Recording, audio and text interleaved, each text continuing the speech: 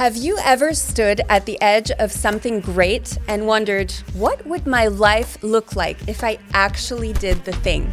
That thing you know could change everything. For many of us, that thing is a life of freedom. But what it actually is taking control of our money. Not just earning it, not just spending it, but truly making it work for us. And I want to begin with the foundations. Welcome to Loud Investing.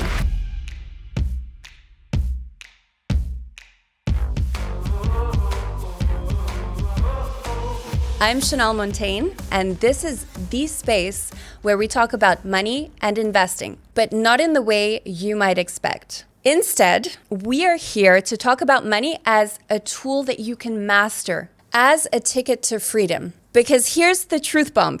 Money touches almost every dimension of our lives, from the homes we live in to the opportunities that we can even begin to feel brave enough to pursue, to the futures we dare to imagine for ourselves, but also for our family.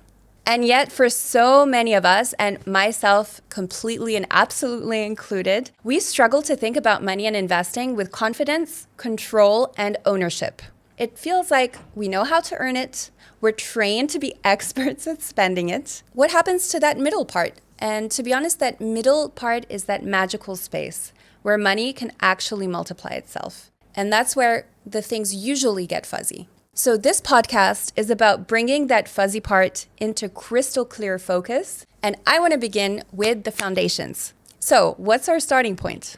Well, simply put, it's all about perspective. Think about it.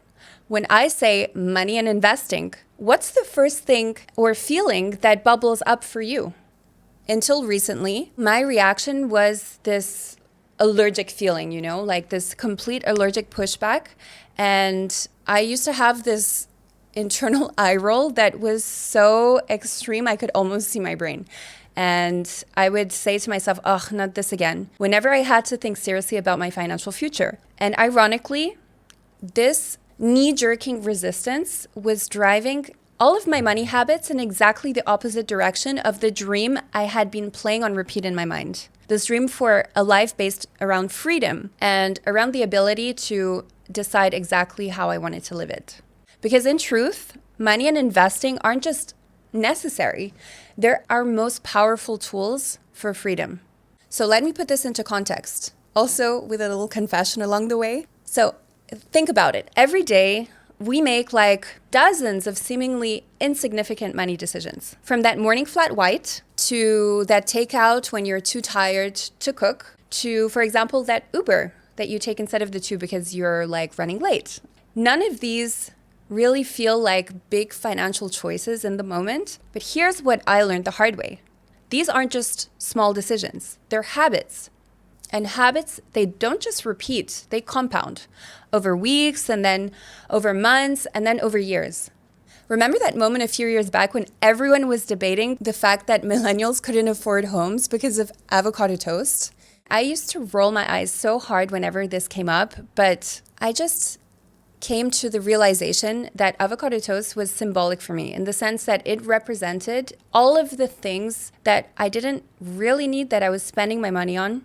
All of that money that I could have put towards building a more stable life instead and having more of that stability when I needed it the most. And of course, there I was working ridiculous hours, late nights at the office, hustling away in London, and yet I still had that feeling of like this tightness in my chest every time the end of the month would approach. And actually, it would start at the middle of the month, after just a couple of weeks after my paycheck. And I always had this worry on my mind, like, how will I make it to the next? All the while dreaming of freedom and peace of mind. But deep down, I knew that without radical decisions, radical changes, my quality of life would always remain somewhere in like this vague horizon. And that frustrated me so much because it was just perpetually out of reach, or at least that's how it felt. Let me show you what I mean with some simple math that I wish I had done years ago. So if my memory serves me right, back then an avocado brunch was about 10 pounds. And of course, I needed the oat milk latte to go with it and then transport. So let's round it to 25 pounds. Then I would go twice a week. That's 50 pounds on a good week, which means 200 pounds a month. And now that I look at it, it's 2,400 pounds in the year. And I can totally hear my self protesting, like, what is 2,400 pounds in a year going to change? But to be honest, I really didn't see the value in those small changes, because back in 2018, everyone around me was talking about investing.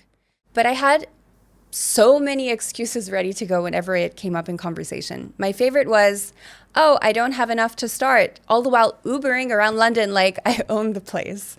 Another spectacularly accumulating expense that I deeply regret.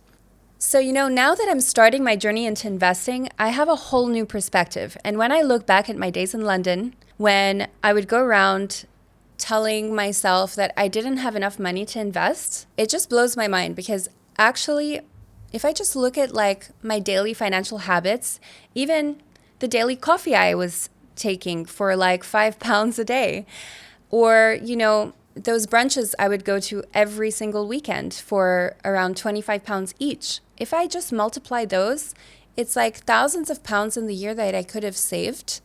And I didn't realize back then that with just a little bit more balance in my life, I could have redirected part of that budget into investing, and that would have grown over the years into an amazing nest egg.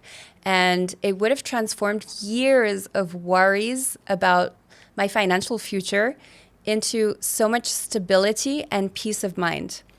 To be honest, I regret not having reached that balance and not having had that perspective of what I could do else with that money.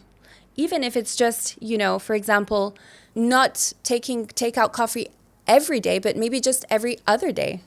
But you know what? It's never too late to start. Whatever you have right now is an opportunity to begin your journey of investing, and come along with me as we learn about the foundations and we learn how very small changes can make a huge impact to your financial future. So if you also have some regrets, that's fine. The most important thing is to take action today and just roll with it. Let's move on. The thing that we need to constantly be asking ourselves in order to move on and to kind of level up from here is, how are our habits impacting us? Are they moving in a direction that is empowering us or working against us? That's exactly what we're going to be covering next. So the first step here is to really just to ask ourselves, what is our identity when it comes to money and investing? I'll let you take a minute there to pause and process that question.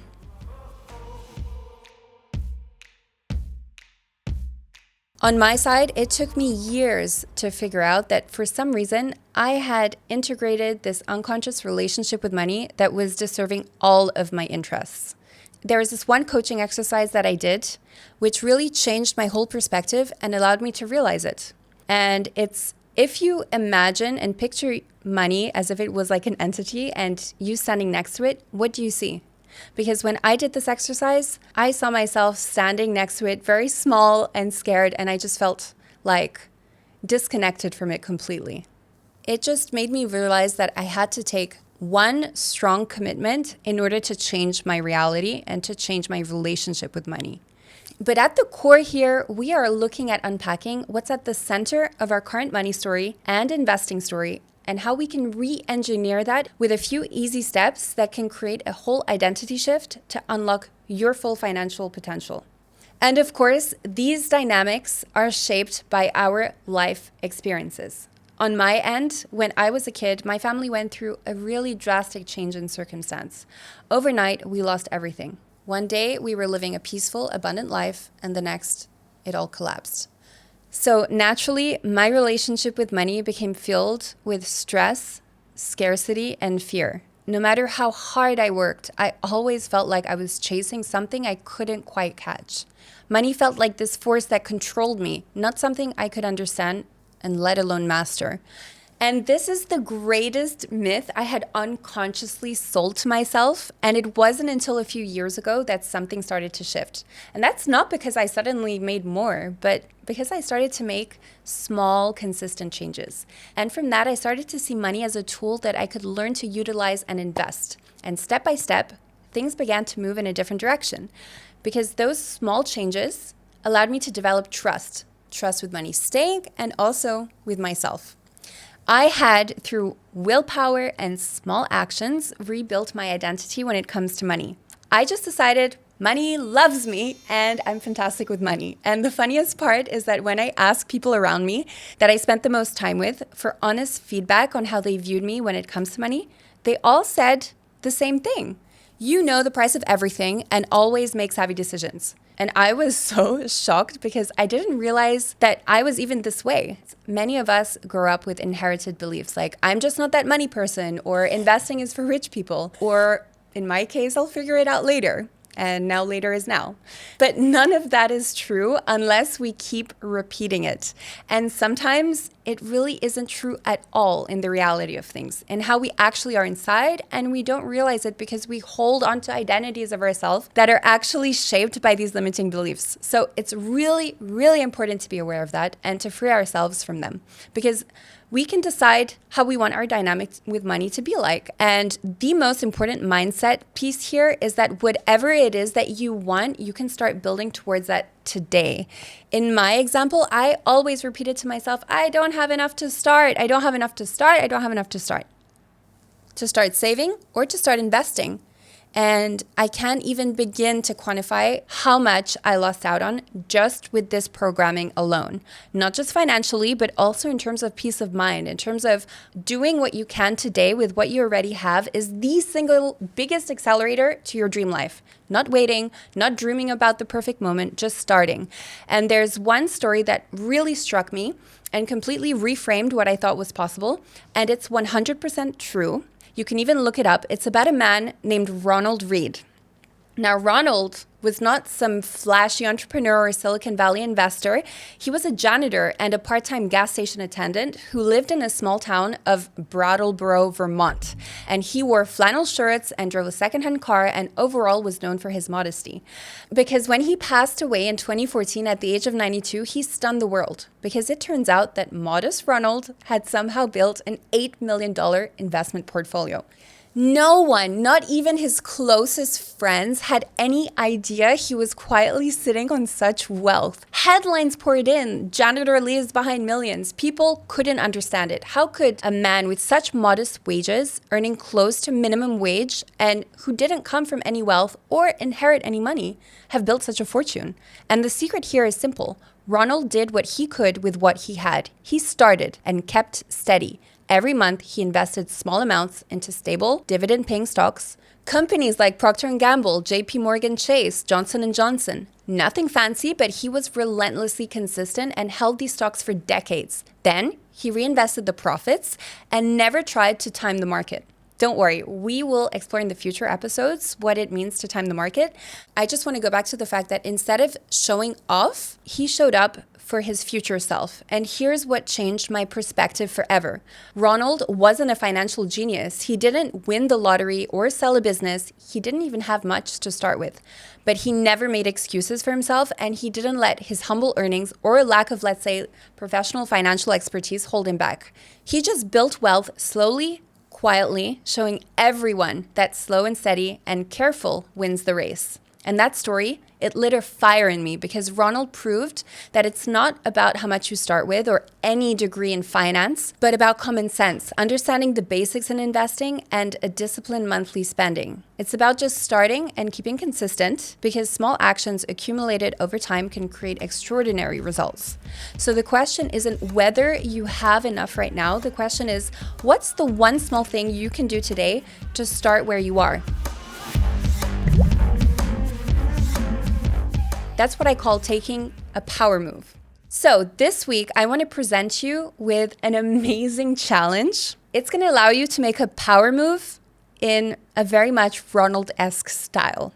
Here's what we're going to do this week. Take a look at your daily, weekly, and monthly habits and just run through them and ask yourself, which one of these spending habits, the things that I spend regularly on, could I possibly compromise on? Like, what's the one thing I can maybe live without? And with that small compromise, you can create a dedicated skipped purchase fund. So every time you don't spend on that one small thing, you can put that money aside and put that towards investing and basically do what I wish I had done years ago. And this way you can watch both your savings grow and your decision making in action. And this is an amazing hack from the book Atomic Habits by James Clear that helped me so much personally, not just to save, but to appreciate the real concrete value of small, effortless concessions. Before we go, I want to leave you with a bonus challenge. And trust me, this one can shift everything. And it's based on a concept in psychology called cognitive dissonance. I know it sounds fancy, but really, it's just the tension you feel when your beliefs about yourself don't match your actions or your reality. It's that feeling you get when there's this inner friction between who you think you are and who you actually are showing up. And it can work in both directions, sometimes holding us back and other times revealing some hidden strengths. Here's an example, like you might think that you're not athletic, but then you start running or you do like some workout challenge and then you realize, wait a second, I'm kind of crushing this. It could also be to the opposite side. For example, you could think you're amazingly athletic, but your lifestyle says the contrary. That's what we call cognitive dissonance. Now, the power in cognitive dissonance is that it can really help you to realize your full potential. That's why this week's bonus challenge is exactly around that. So first, ask yourself, how do I see myself when it comes to money and investing? As in, if you had to write me plus money, what would be the sequence that follows? Now, if you had to continue here and write investing equals, what are the 3 top things that come to mind when you think about starting to invest? Then really sit with that for a minute. And after you've processed that, go ask 2 people who know you well. How do you see me when it comes to money? And then sit with that. The most important thing here is to compare what you thought with feedback from your closest people. So that gap between perception and aspiration is your opportunity, because once you become aware of it, you can really start closing it. So I challenge you to do this and share what comes up. And please feel free to tag me or comment below. I'd love to hear your insights, your reflections, and your breakthroughs. And you never know who you'll inspire by opening up. For now, let's take a moment to reflect, because today we unpacked a lot, like why money is more than currency. It's like your power, your freedom, and your choice. It's also why the tiniest decisions made consistently can unlock the biggest transformations, and why your identity and mindset, not just your bank balance, is really the starting point for lasting change. Because when you shift how you see yourself, you shift how you show up. And that's when everything starts to move. Next time, we'll be going deeper. We'll peel back the layers on the gender wealth gap, not just the stats, but the stories and systems and solutions. You'll learn exactly how we got here and, more importantly, what we can do to change the future. And remember this, you don't have to be perfect. You just have to start. I'm Chanel Montaigne, and this is Loud Investing. Follow us wherever you listen to your podcasts, subscribe to us on YouTube, and make sure to hit follow on IG, where we'll be sharing all of the best highlights from the different podcast episodes. In the meantime, I'll be waiting for your comments below. Please feel free to share all of the different breakthroughs and revelations that you've had from the challenge, and you never know who you might inspire. Can't wait to see you on the next episode of Loud Investing.